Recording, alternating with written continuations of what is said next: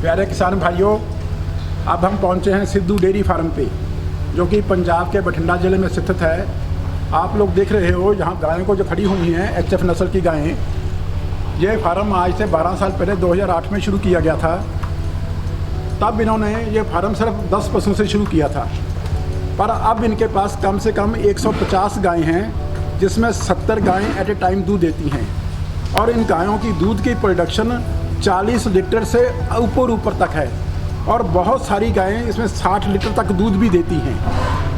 अब आप देख रहे हो इन गायों को, सभी HF नस्ल की गायें हैं, जिनकी दूध की प्रोडक्शन 40 लीटर से 60-70 लीटर तक जाती है। इसके बाद हम बात करेंगे मिस्टर जगजीत सिंह से, जो इस मालिक के, जो इसका फार्म के मालिक हैं।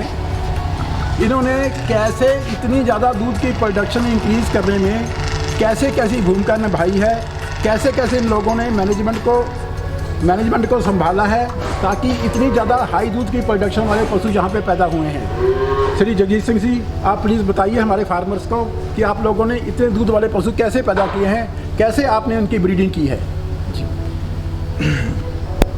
हमने 2008 में पहली बार डेयरी फार्म स्टार्ट किया, और तब 5 से 10 एनिमल से स्टार्ट किया था। अब 150 एनिमल है हमारे पास, और इसमें ब्रीडिंग का जो मैनेजमेंट रहा है वो हमें PDFA से ज़्यादा मदद मिली है, क्योंकि सबसे पहले इम्पोर्टेड सीमन PDFA से हमें मिला था। तो उसके बाद 20 लीटर वाली गाय को, 30 लीटर वाली गाय को डे बाय डे और चेंज होता गया, और आज 60 लीटर से ऊपर एनिमल हैं जो कंपटीशन में दूध मिल्किंग करवा चुके हैं। मुझे बताइए कि आप लोगों ने जो इतना अच्छा सुधार किया है, 10 गायों से लेकर आप लोगों ने 150 तक गाय बनवाई हैं, और इसमें दूध की प्रोडक्शन भी 60-60 लीटर तक आ रही है। और मुझे ये भी पता लगा कि आपने बहुत सारे इनाम भी आपके पशु ने मेलों में जाकर जीते हैं। तो आप लोग इसकी एक पशुओं की EAI करते हो या नेचुरल सर्विस करवाते हो? नहीं, हम EAI करते हैं, EAI खुद करते हैं। तो और ये यहाँ पे कौन करते, डॉक्टर आता है कि आप खुद ही कर लेते हैं? नहीं, खुद करते हैं। तो आपने ये EAI की ट्रेनिंग ली हुई है? जी। अच्छा, तो देखो किसान भाइयों, ये जो हमारे फार्मर्स हैं, इन्होंने खुद अपनी EAI की ट्रेनिंग ली हुई है, और अपने सभी पशुओं को EAI खुद ही करते हैं। इसके साथ साथ अगर किसी पशु को बीमारी में किसी इलाज की आवश्यकता होती है, तो सारा इलाज खुद ही करते हैं। काफ़ी सारी डॉक्टर्स हैं, इन्होंने तल्लकत बना के इन सभी चीज़ों को सीखने की कोशिश की है। मेरा कहने का सब लोगों का भाव ये है कि अगर आप लोग भी ये काम सीखने की कोशिश करो, तो आप लोग भी इस चीज़ में अपनी महारत हासिल कर सकते हो, जैसे कि श्री जगजीत सिंह जी ने की है। अब हम श्री जगजीत सिंह से एक बात और पूछेंगे कि जो राशन पशुओं को सप्लाई करते हैं, अपने लैक्टेटिंग एनिमल्स को, दूध देने वाले पशुओं को, ये TMR टोटल मिक्स राशन के रूप में सप्लाई कर रहे हैं। ये आप उसकी देख सकते हो टोटल मिक्स राशन कैसे इन पशुओं के सामने पड़ा है।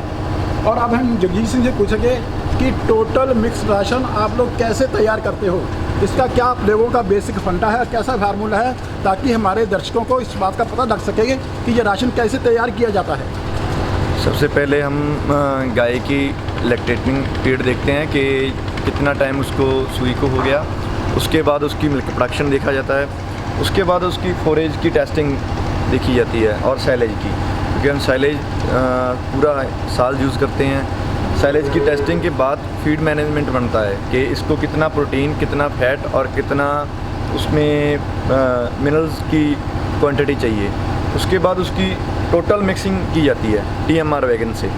उसको TMR को टोटल मिक्स करके 24 घंटे में एक बार हम फीड आउट करते हैं एनिमल को, और 24 घंटे में जिसे एनिमल को खाने की ज़रूरत होती है, वो आके डे बाय डे पानी और खाना खुद खा के अपनी जगह के ऊपर बैठ जाता है। देखो किसान भाइयों, अब श्री जगजीत सिंह जी ने हम लोगों को बताया है कि ये जो टोटल मिक्स राशन बनाते हैं, इसमें पशुओं की दूध की प्रोडक्शन को ध्यान में रखते हुए उसमें कितने प्रोटीन्स चाहिए, उसमें कितने फैट्स चाहिए, उसमें कितना मिनरल मिक्सचर चाहिए, उसमें कितनी एनर्जी चाहिए, ये सभी चीज़ों को ध्यान में रखते हुए जो भी इनके पास मिक्सिंग के लिए ये साइलेज तैयार करते हैं, उस साइलेज की न्यूट्रिएंट वैल्यू कैलकुलेट की जाती है, और उसी हिसाब से उन पशुओं को राशन डाला जाता है।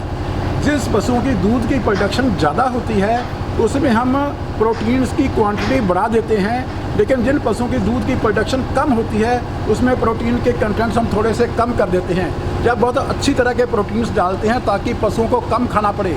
लेकिन एक बात और देखने में आई है कि ये सभी पशुओं को टोटल मिक्स राशन दिन में 24 घंटों में सिर्फ एक बार डालते हैं, जिनकी दूध की प्रोडक्शन से आकर जितनी उनकी कैपेसिटी बनती है, और सुबह से लेकर 24 घंटे तक उनको एक बार ही राशन मिलता है।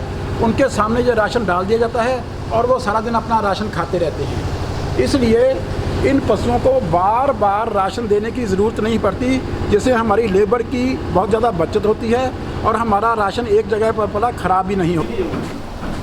हाँ, जो मिल्क पार्लर में हम दूध निकालते हैं मशीन के ज़रिए, इसमें जो दूध निकलता है वो बिल्कुल हाइजीनिक दूध होता है। उसमें किसी तरह की डस्ट, किसी तरह की डर्ट, किसी तरह का डंग मटेरियल, किसी तरह पशु के बाल या इसमें कोई और चीज़ इसके बीच में नहीं गिरती है, क्योंकि जब हम मशीन को अप्लाई करते हैं तो सीधा दूध पाइप्स के ज़रिए सीधा ही दूध वहाँ पे जाता है हमारे चिलर में। दूध का एक्सपोजर किसी भी चीज़ को रास्ते में नहीं होता, इसलिए जो दूध हमें मिलता है वहाँ पे ये बिल्कुल क्लीन मिल्क होता है। इसमें जर्म्स की पॉसिबिलिटी होने की व्यवस्था बिल्कुल ही ना के बराबर होती है। और सीधा दूध की स्टोरेज 4 डिग्री सेंटीग्रेड पे हम कहते हैं, क्योंकि 4 डिग्री सेंटीग्रेड में कोई भी दूध में बैक्टीरिया मल्टीप्लाई नहीं करता, ना इसमें कोई जर्म्स होता है। इसलिए इस दूध की क्वालिटी बहुत अच्छी होती है और पब्लिक में इसकी डिमांड भी बहुत ज़्यादा है। किया गया है। और आप देखेंगे कि मैं आपको आज ये फार्म दिखा रहा हूँ कि इतने अच्छे लेवल पे जो फार्म बनाया हुआ है, आज के दिन हाई लेवल पे, मतलब पूरे इंडिया में मैं कहता हूँ कि बहुत अच्छे लेवल पे गया हुआ है। इसमें सबसे बड़ा रीज़न आज ये की है कि जो भी डेयरी फार्मर है, जो किसान भाई है, जो भी पशु रख रहा है, सबसे पहले हमें एआई का विशेष ध्यान देना चाहिए। जब तक हम अच्छी क्वालिटी की एआई नहीं करेंगे तब तक हम किसी भी अच्छी नस्ल की अच्छी नस्ल जब तक हम नहीं करेंगे तब तक हम पशुओं में दूध की मात्रा नहीं ले सकते।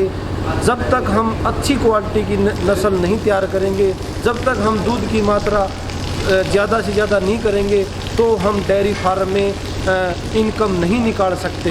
इसके लिए हम आपको एआई का कोर्स करवाएंगे, जो कि 3 महीने का कोर्स है, जो भारत सरकार से मान्यता प्राप्त है।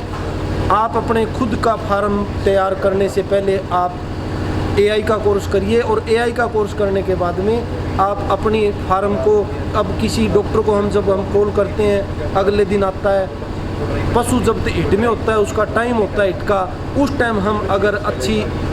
टाइम अगर हम उसमें एआई नहीं करेंगे तो पशु कैसे रुक पाएगा। तो अब मैं किसान भाइयों से यही कहूँगा कि आप जब भी कोई डेयरी फार्म करें तो उससे पहले आपको इस डेयरी फार्म के बारे में प्रॉपर नॉलेज होनी चाहिए कि पशुओं को किस टाइम क्या खुराक डालनी है और किस टाइम हमें पशुओं की एआई करनी है। आप देख रहे हो भाई साहब को, सिंधु भाई साहब को, जो इसने डेयरी फार्म आज के दिन इस लेवल पे लेके आए हैं, तो सिर्फ ओनली ऑन एआई के कारण लेके आई है, क्योंकि इन्होंने बहुत अच्छी क्वालिटी की एआई की है और इन्होंने तभी दूध की मात्रा ज़्यादा ली है। जब भी कोई डेयरी फार्मर अच्छी दूध की मात्रा नहीं लेगा तो वो डेयरी फार्म नहीं चल सकता, क्योंकि उसमें डेयरी फार्म में खर्चे ज़्यादा होंगे और इनकम कम होगी।